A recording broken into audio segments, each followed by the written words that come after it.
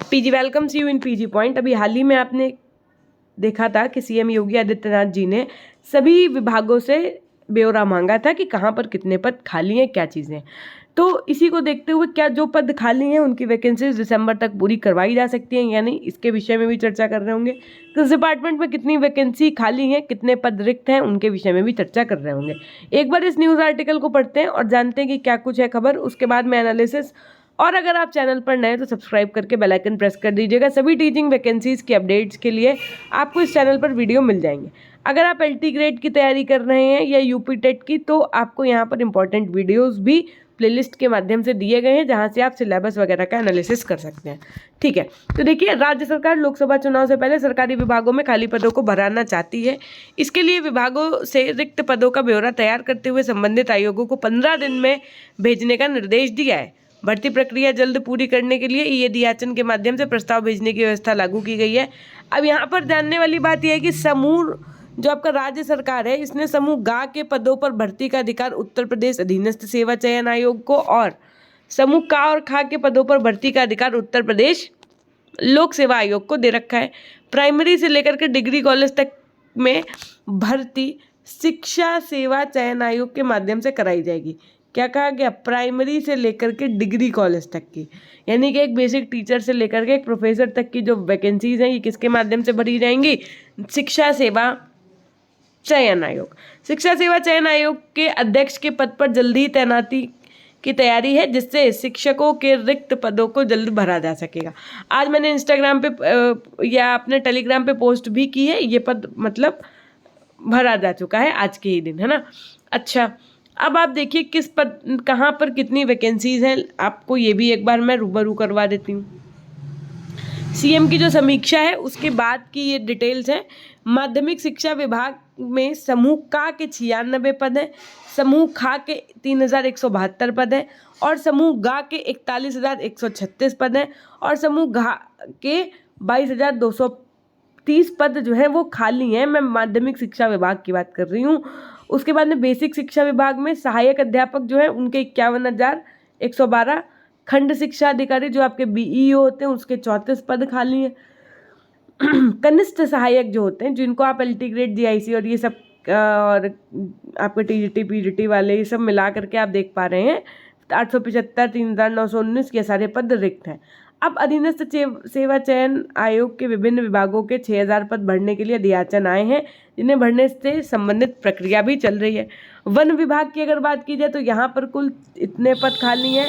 1,300 पदों पर आयोग ने चयन की प्रक्रिया पूरी कर ली, 700 विज्ञापन निकाल चुका है ना। इसी तरीके से आप डॉक्टरों के करीब 6,000 पद खाली है, रजिस्ट्रार फार्म सोसाइटी एवं ट्रिट्स के। इसी तरीके से आप अभी ये मान के चलिए 100% आपकी दिसंबर तक यूपीपी की वैकेंसी तो आनी ही आनी है, उत्तर प्रदेश पुलिस की वैकेंसी तो 100% आनी ही आनी है। अगर आप में से कोई यूपीपी के लिए भी पढ़ रहा है तो बहुत अच्छी बात है, आप पढ़ते रहो, उत्तर प्रदेश पुलिस तो आनी ही आनी है। ठीक है, उसके बाद अलावा एलटी ग्रेड, जीआईसी तो कुछ आसार दिख रहे हैं और टीजीटी पीजीटी के जो फॉर्म भर चुके हैं वो तो पूरी कराएंगे। सबसे मेन जो काम है वो यही काम है कि पहले जो आपका शिक्षा सेवा चयन आयोग ये एक बार कंप्लीट हो जाता है ना, फिर सारी चीज़ें रेगुलर हो जाएंगी। जहाँ पर भी आप देख पा रहे हैं लोकसभा चुनाव से पहले रिक्त पद भरने की तैयारी। अब कुल मिला के आप ये समझ लो उत्तर प्रदेश में एकदम सब काम जोर शोर से चलने लगा है। राज्य सरकार लोकसभा चुनाव से पहले सरकारी विभागों के खाली पदों को भराना चाहती है। इसके लिए विभागों से रिक्त पदों का ब्यौरा तैयार करते हुए संबंधित आयोगों को 15 दिन में भेजने के निर्देश दिया है। भर्ती प्रक्रिया जल्द पूरी करने के लिए ई-अध्याचन के माध्यम से प्रस्ताव भेजने की व्यवस्था की है। वही सेम पैराग्राफ है, बस अलग न्यूज़पेपर का आर्टिकल है। ठीक है, उसके बाद में आपको पता है कि बीएड में टीआरई 1 का एग्जाम हो चुका है, पेपर हो चुके हैं, बीएड वाले बच्चे पेपर देने जा चुके थे, लेकिन अब वो कह रहे हैं कि बीएड वाले बच्चे प्राइमरी के लिए मान्य नहीं होंगे। तो इन लोगों ने क्या किया है, सुप्रीम कोर्ट में पहुंच गई है बिहार सरकार, इसी वजह से इसका रिजल्ट नहीं डिक्लेयर हो पा रहा है। ठीक है, और जो आपका केवीएस का रिजल्ट है उसमें तो साफ साफ कह दिया गया कि जो बीएड के स्टूडेंट्स हैं प्राइमरी के लिए जिन्होंने पेपर दिया था उनको जो है प्रोबेशन पीरियड में डाल दिया गया, यानी कि जब तक उनके पास ब्रिज कोर्स नहीं होगा तब तक उनका कोई रिजल्ट नहीं जारी करेंगे।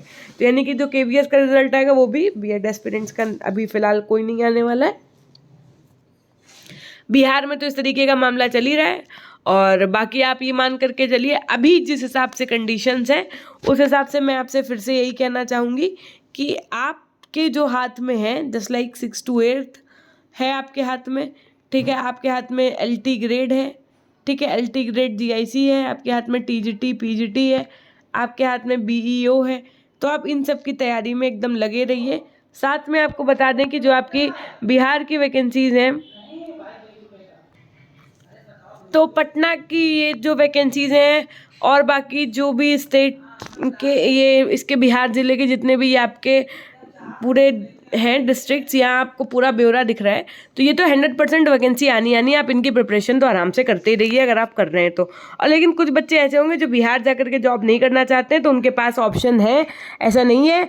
तो UPP की भी वैकेंसी आनी है और अगर आप तैयारी कर रहे हैं तो आप एकदम करते रहिए। कभी भी कोई भी वैकेंसी आ सकती है, आप ये मान के चलिए, क्योंकि अब योगी आदित्यनाथ जी के हाथों में चीज़ें हैं। तो कुल मिलाकर के वो जब इतने अलर्ट दे चुके हैं तो आप ये मान के चलिए कि वैकेंसी तो आनी ही आनी है। फटाफट से वीडियो को लाइक कर दीजिएगा, चैनल पर नए तो सब्सक्राइब कर दीजिएगा। जैसे ही कोई टीचिंग वैकेंसी या किसी चीज़ से रिलेटेड अपडेट होगी हम आप तक उसको पहुँचाने का पूरा प्रयास करेंगे। धन्यवाद।